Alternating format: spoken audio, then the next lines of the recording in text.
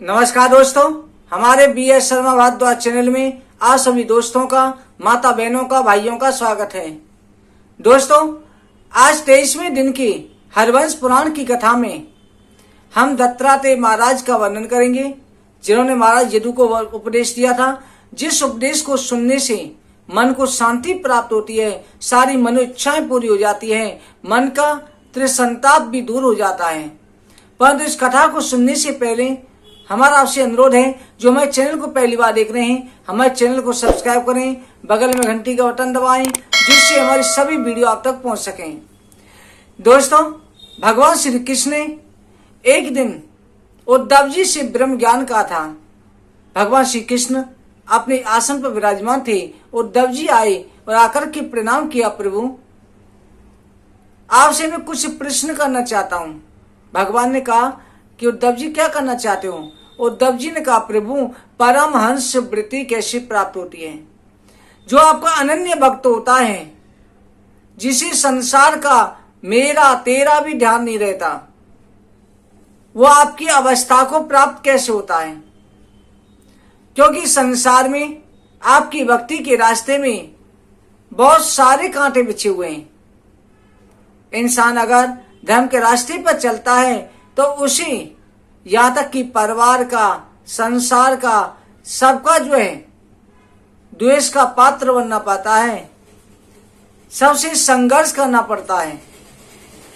संसार के सभी लोग उसी भक्ति के रास्ते से भटकाना चाहते हैं, परंतु फिर भी आपका भक्त परमहंस वृत्ति दान कर लेता है।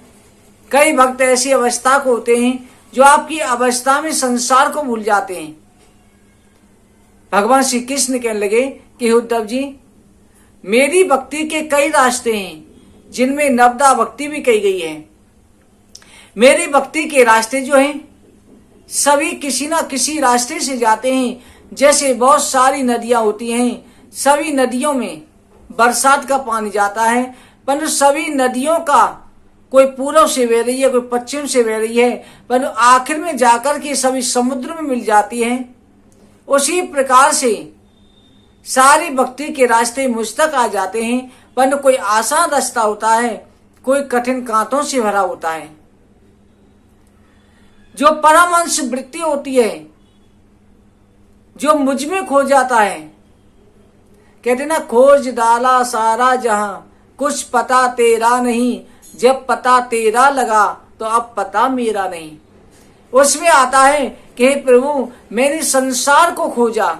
हम भगवान को खोजते हैं, जगह जगह भटकते हैं, परंतु भगवान प्राप्त नहीं होते। और जब भगवान का पता लगता है कि परमात्मा मेरे हृदय के अंदर ही विराजमान है, तो उस समय पर अपना पता नहीं रहता, अपने आप को खो देते हैं। फिर अपना नेता नर और नारायण एक हो जाते हैं।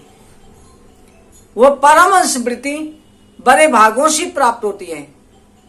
उस वृत्ति को दान करने के लिए सर्वप्रथम भगवान के प्रति तन मन धन से समर्पण हो जाना चाहिए। हे उद्धव जी, तन मन धन से जो भगवान को अर्पित हो जाता है, वही भगवान को प्राप्त करता है। संसार के में तेरा में जो फंसा होता है, अपने पराये का जिसको भेद होता है कि मेरा है ये तेरा है, वो प्राणी परमात्मा के रास्ते में भटकता ही रहता है।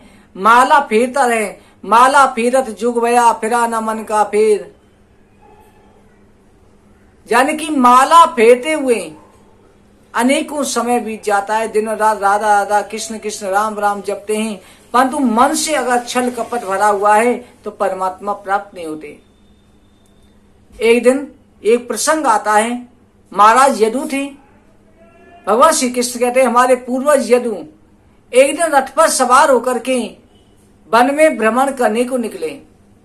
उन्हें रास्ते में सामने से आता हुआ एक अवधूत दिखाई दिया, एक परमहंस वृत्ति का अवधूत, जो केवल अपने आप में खोया हुआ था।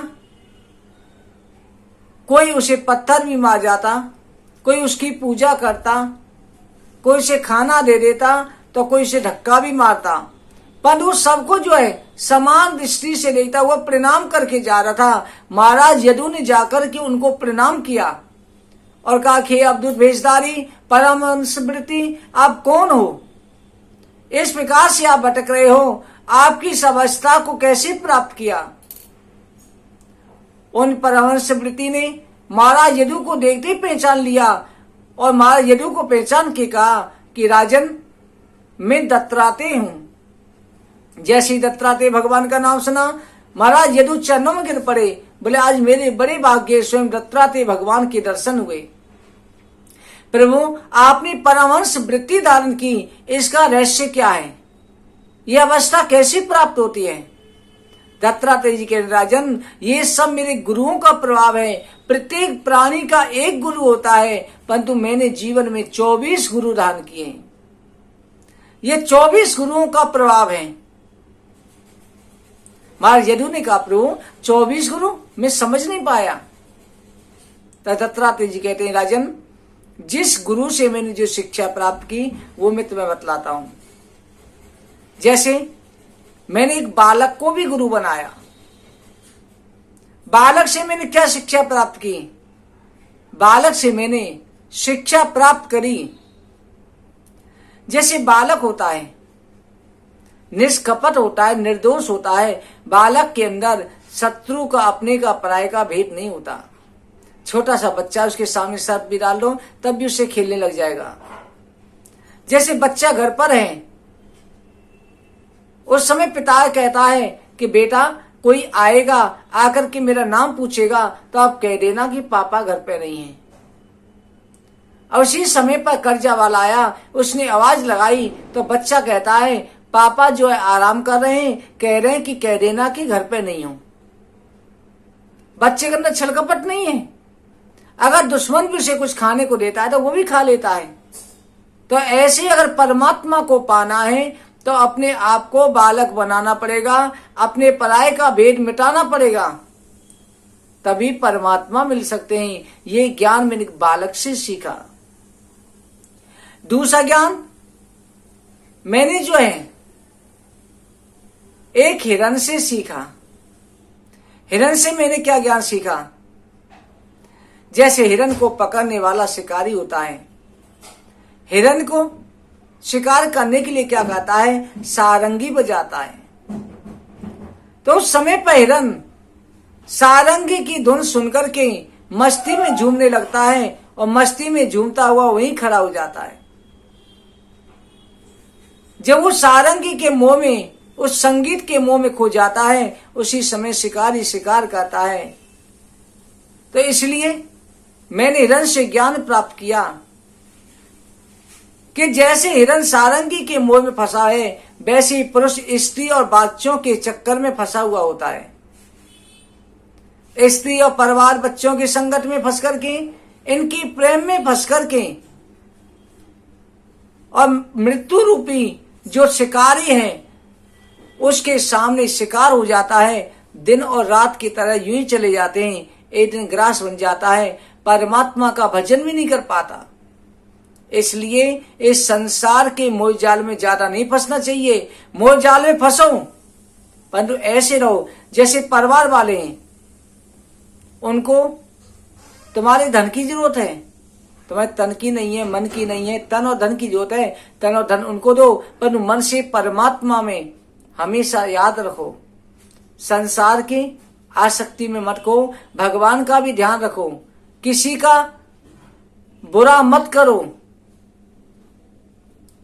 परिवार की बातों में आकर के ये नहीं कि प्रेम करना छोड़ो, सबसे प्रेम करो और हर समय भगवान को ध्यान रखो। सावधान रखो कि सत्य यही है कि हमारा एक न एक दिन हमें जाना है। ये मैंने हिरण से सीखा। तीसरा ज्ञान जो है मैंने पवन से भी लिया। पवन के द्वारा ज्ञान होता है। जैसे हवा होती है, हवा सब जगह बहती है, कहीं पर गंदगी पड़ी होती है तो वहां होकर के जब हवा निकलेगी तो दुर्गंध के लिए थोड़ी देर के लिए दुर्गंधित हो जाती है, पर आगे जाते ही फिर वैसी पवित्र हो जाती है।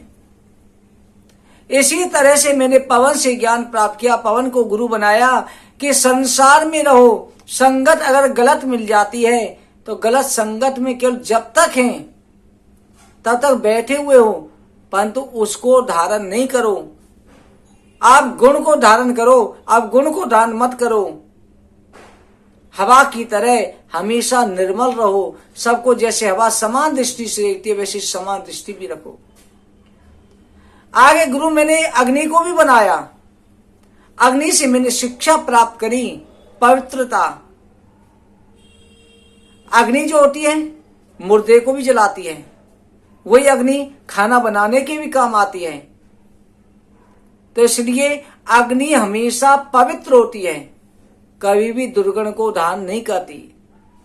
जो रस रस होती है उसे खींच लेती है। उसी तरह से कहीं पर बुराई भी हो, अगर गलत चीज भी है तो उसमें से जो अच्छाई हो, अच्छाई को ग्रहण कर लो। और भाई जो दुर्गंध होती है, जो गलत चीज है, उन चीजों को वही छोड़ दो, उन्हें जला के भस्म करो। मन के अंदर अज्ञान को भस्म करो। यही मैंने अग्नि से सीखा। पांचवा गुरु जो है मैंने भोरे को बनाया। भोरे से मैंने शिक्षा प्राप्त करी कि नर और नारायण का एक होना। नर और नारायण एक कैसे हो सकते हैं? जैसे भोरा होता है, भोरा का कभी भी वंश वृद्धि स्वयं नहीं होती, भोरे का वंश नहीं चलता है। भोरा क्या करता है, किसी भी कीड़े को लाकर, किसी भी जाति का कीड़ा हो, किसी भी और जीव का कीड़ा हो, उसको ला करके अपने गुफा के द्वार में, छेद का द्वार है उसमें बंद कर देता है और दरवाजे बैठ करके गुनगुनाता रहता है, अपना भाई की शब्द कहता रहता है, उसे डराता रहता है। तो कीड़ा हर समय पर भौरे से डरता हुआ आंखें बंद करके भौरे का ही ध्यान करता रहता है, हर समय भौरे को देखता रहता है। दूसरी प्रजाति का कीड़ा भौरा बन जाता है, उसका रूप बदल जाता है, रंग बदल जाता है, यहां तक उसकी आवाज भी बदल जाती है। जब एक कीड़ा भौरे के डर से उसका ध्यान करते हुए भौरा बन सकता है, तो इंसान नर से नारायण क्यों नहीं बन सकता? नर से नारायण बन सकता है। अगर हम परमात्मा का ध्यान करते रहें, उनका ध्यान रखें, तो नर से नारायण बन जाएंगे। वैशंपायन ऋषि कहते हैं, राजन दत्तात्रेय ऋषि आगे की गुरु जो हैं उनकी कथा का वर्णन कर रहे हैं। आज की कथा का हम यहीं पर विश्राम करते हैं। कल की कथा में दत्तात्रेय भगवान के आगे गुरुओं का वर्णन करेंगे। आप सभी को जो है जय श्री राधे। हरवंश महापुराण की जय।